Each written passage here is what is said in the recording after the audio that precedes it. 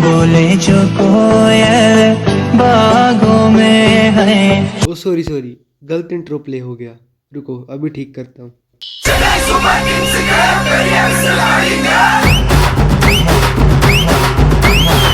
CSK has assembled their Justice League.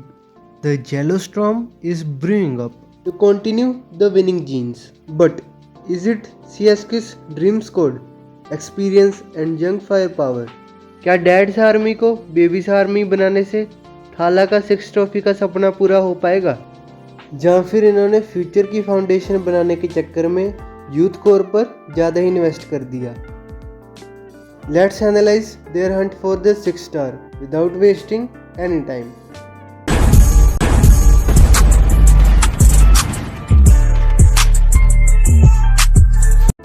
CSK ने trade में संजू को तो ले लिया और एक्सचेंज में CSK फैंस को और भी इमोशनल कर दिया। थालापति जडेजा और सैम करन को RR में जाने दिया। आई थिंक दोनों टीम के लिए एक फेयर डील तो थी ही। CSK के लिए पिछले सीजन में कुछ भी अच्छा नहीं जा रहा था, तो चेंजेस वर नेसेसरी। क्या कहना चाहोगे? Thala for a reason, CSK out of IPL season. मतलब यार छोटे छोटे बच्चे आकर मजाक उड़ा रहे हैं। पावर प्ले में आप इंटेंट नहीं दिखा रहे थे तो आप आधा मैच तो यहीं पर ही हार जाते थे, और रही कहीं कसर तो हमारी होली ट्रिनिटी पूरी कर देती थी। और थाला भी नंबर 8 से ऊपर आने का नाम नहीं ले रहे थे, इसीलिए ही संजू का ट्रेड मेड सम सेंस। वो पावर प्ले में अच्छा कर सकता है और विकेट कीपिंग भी कर सकता है, तो थाला को पूरा सीजन खेलने की नीड भी नहीं है। CSK ने ऑक्शन में जाने से पहले 16 प्लेयर्स रिटेन किए थे। जड्डू और सैम करन के जाने के बाद इनको ऑक्शन में ऐसे ऑलराउंडर्स चाहिए थे जो फिनिशिंग भी कर पाते। रसल के रिटायर होने से और मैक्सवेल का ऑक्शन में नहीं आने से इनके प्लान्स और भी डिरेल हो गए थे, और मेरे को तभी पता चल गया था कि इनकी स्क्वाड शायद इतनी मजबूत ना बन पाए। इन सब के बावजूद देखते हैं कि इन्होंने ऑक्शन में कौन से प्लेयर्स को बाय किया है। प्रशांत वीर और Kartik Sharma, the headline makers, इन दोनों को ही 14.2 करोड़ में लिया गया है। अकील हुसैन और मैट हेनरी, इन दोनों को भी 2 करोड़ में लिया गया है। सरफराज खान और जैक फोक्स को 75 लाख में लिया गया है। राहुल चाहर को 5.2 करोड़ में लेकर आए हैं और अमन खान को 40 लाख में बाय किया है। मैथ्यू शॉट को 1.5 करोड़ दिए हैं और इनसे टोटल प्लेयर 9 हो जाते हैं जो इन्होंने इस ऑक्शन में बाय किए थे, जिससे टोटल स्क्वाड 25 प्लेयर की हो जाती है। अब इन न्यू प्लेयर्स का रोल भी डिस्कस कर लेते हैं। प्रशांत वीर को जडेजा के रिप्लेसमेंट के तौर पर देख रहे हैं, क्योंकि इनको एक ऐसा प्लेयर तो चाहिए ही था जो लेफ्ट आर्म ऑफ स्पिन कर सके और फिनिशिंग भी कर सके। कार्तिक शर्मा की बात करें तो वो एक right handed middle order batsman है और विकेट कीपिंग भी करता है। मतलब थाला के रिटायरमेंट करवाने का फुल प्रूफ प्लान बनाकर ही आए हैं ये लोग। अकील हुसैन एक लेफ्ट आर्म ऑफ स्पिनर है और पावर प्ले में बॉलिंग करने के लिए जाना जाता है। थोड़ी बहुत लोअर ऑर्डर में बैटिंग भी कर लेता है। मैट हेनरी एक राइट आर्म फास्ट बॉलर है, पर ये देखना इंटरेस्टिंग होगा कि वो T20 में अच्छी बॉलिंग कर पाता है या नहीं। सरफराज खान ने भी जस्टिस लीग को ज्वाइन कर लिया है। चेन्नई जैसी स्पिनिंग विकेट पर मिडिल ओवर्स में उसकी स्वीप काम आ सकती हैं।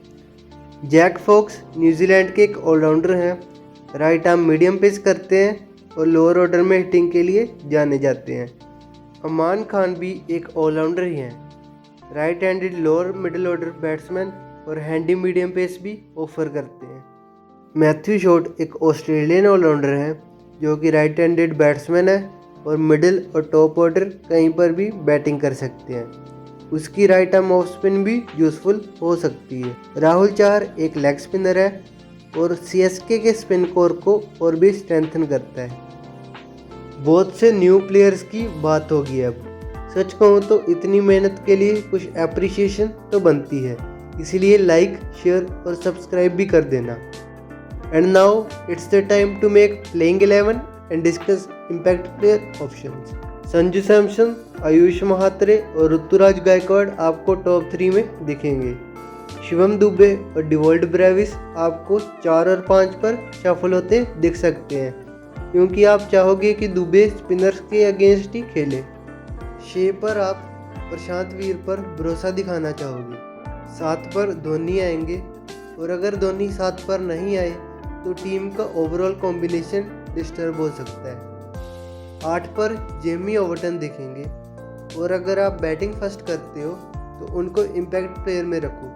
अगर उनकी बैटिंग की ज़रूरत पड़ती है तभी खिलाओ, और अगर ज़रूरत नहीं पड़ती है तो मैट हेनरी, या फिर स्पिनिंग विकेट है तो अकील हुसैन या मैथ्यू शॉट भी टीम में आ सकते हैं। नेथन एलिस और खलील अहमद आपको 9 और 10 पर देखने को मिलेंगे। नूर अहमद 11 पर as a chinaman bowler. Anshul Kamboj should enter the team as an impact player, और अगर स्पिनिंग पिच मिलती है तो राहुल चाहर भी आ सकते हैं, और बैटिंग कोलैप्स होती है तो सरफराज खान, उर्विल पटेल, कार्तिक शर्मा जैसे बहुत से ऑप्शन हैं। प्लेइंग 11 और इम्पैक्ट प्लेयर के ऑप्शन तो हमने डिस्कस कर ली है। अब बैकअप्स की भी बात कर लेते हैं। उर्विल पटेल और कुछ हद तक सरफराज खान टॉप 3 से 4 तक का बैकअप हो सकते हैं। शिवम दुबे के बैकअप में आपके पास अमान खान और रामाकृष्णा घोष जैसे 2 फास्ट बॉलिंग ऑलराउंडर हैं। मैट शॉट को आप ब्रेविस का बैकअप मान सकते हो। प्रशांत वीर का कोई डायरेक्ट इंडियन बैकअप नहीं दिख रहा, और ये टीम का एक वीक पॉइंट हो सकता है। धोनी की रिप्लेसमेंट के लिए आपके पास कार्तिक शर्मा है। एमी ओवर्टन के रिप्लेसमेंट में आपके पास जैक फोक्स है।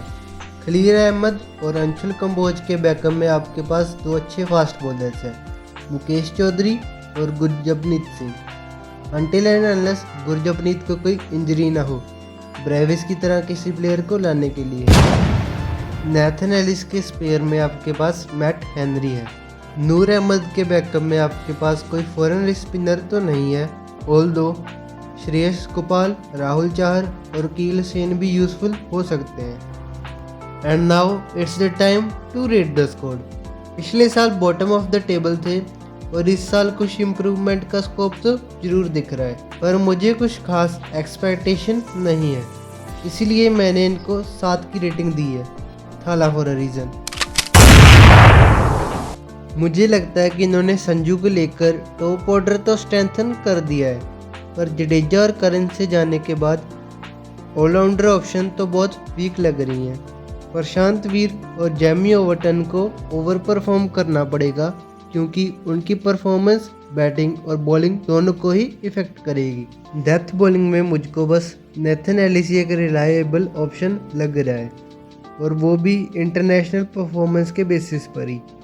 उसने अभी तक आईपीएल का कोई भी सीज़न मेन स्टार्टर के तौर पर नहीं खेला है, जो इस बार देखना इंटरेस्टिंग होगा। चेन्नई जैसी स्लो पिच पर उसको अपनी स्लोअर बॉल का जलवा दिखाना ही पड़ेगा, और अगर उसकी परफॉर्मेंस नहीं आती या उसको कुछ इंजरी हो जाती है तो मैट हेनरी भी कोई डेथ बॉलिंग का स्पेशलिस्ट तो नहीं है, तो आपकी प्रॉब्लम्स और भी एक्सकलेट हो सकती हैं।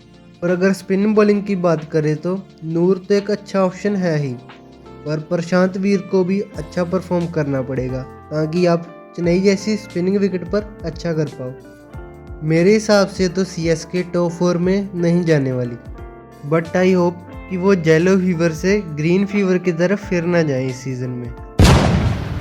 तो ये तो थी मेरी रेटिंग्स। आप भी अपनी रेटिंग्स और ओपिनियंस कमेंट सेक्शन में बता सकते हो, और मैंने ऑलरेडी 5 टीम्स का रिव्यू कर दिया है, तो वो भी चैनल में जाकर ज़रूर देख सकते हो। Make sure to like, share and subscribe to the channel. Till then, goodbye, take care and show some love.